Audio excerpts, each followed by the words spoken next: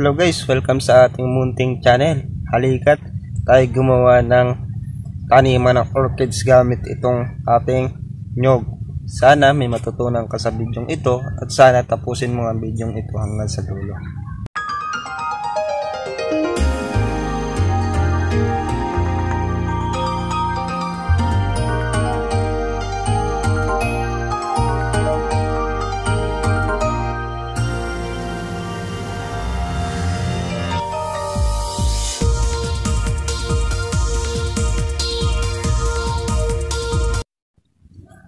Hello guys, tayo magtanim ng orchids gamit itong ating nyog. So guys, bali binutasan ko na itong nyog natin sa gilid. Yan guys, no? Para pwede natin isabit yung orchids. Yan guys, no? So guys, kung nakikita nyo guys is wala pa siyang butas. Medyo madilim. Yan guys, wala pa siyang butas at may mga amag-amag pa siya. Bali, tatanggalin na lang natin mamaya mga amag-amag. So guys, pasensya na guys kung bago tong video clip na gagamitin natin guys. Kasi guys, yung ating lumang video clip na ating pinidyo is corrupted. Hindi ko alam guys kung bakit siya corrupted.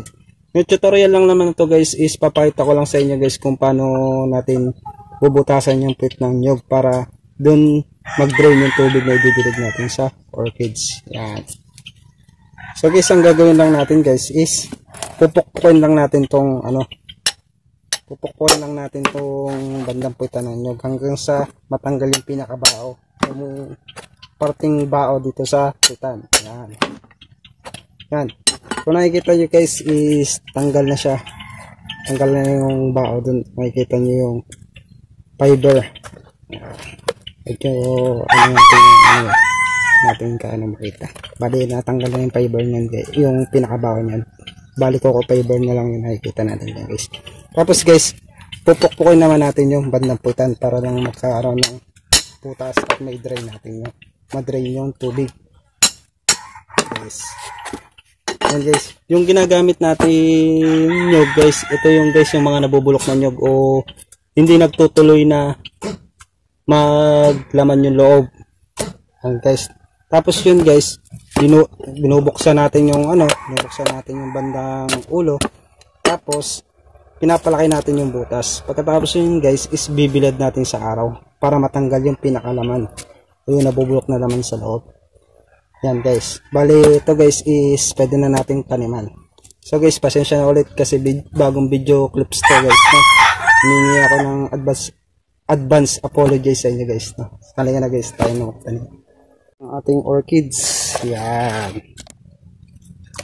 Okay na siya. Ating orchids. Bali, hiningi ko lang to sa nanay ko kasi lockdown sa amin kaya hindi ako makapili ng orchids. Kaya ito na. Bali, ito guys is puprune muna natin. And pag puprune muna natin yung ating orchids. Guys. Yan. Tapos guys, ilalagay na natin yung orchids dito sa ating nyog. Yan. Kung makikita nyo guys, yung ipapalaman natin o gagawin natin ng pundasyon ng ugat ng orchids is itong uling. Uling. Medyo liwanag yung ating uling. Tapos coco fiber. Tapos coco husk. Bali guys, unahin muna natin yung coco fiber. Kasi yung coco fiber guys is maganda siyang absorbent ng water. Nag-hold siya ng water guys, no? Yan, natin. Yan. Tiintiin lang natin guys. Masyadong marami.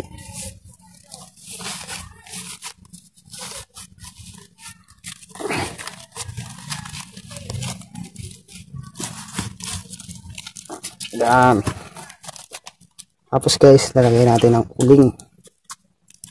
Yung uling guys is absorbent naman ng nutrients, rich in minerals na kailangan din ng kids.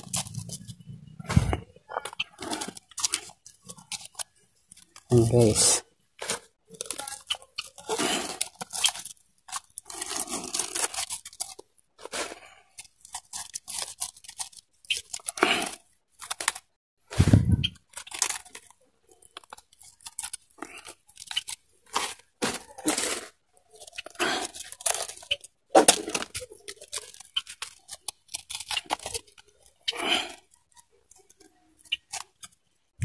Tapos ang ibabaw natin yung husk.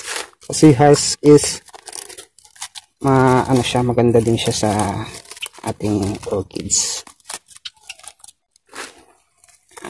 Husk chip. Ayan.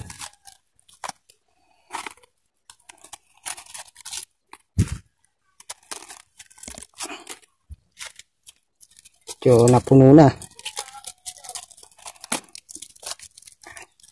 So guys, sa susunod nating videos, pupunla tayo dito ng lemon guys, dito sa nyog. Maganda din tong punlaan guys. Kung mag-indirect planting kayo o magda-direct planting kayo. Guys, yan. Okay na. Tapos guys, isabit na natin siya guys. Isabit na natin yung ating ating orchids. Didiligan na natin.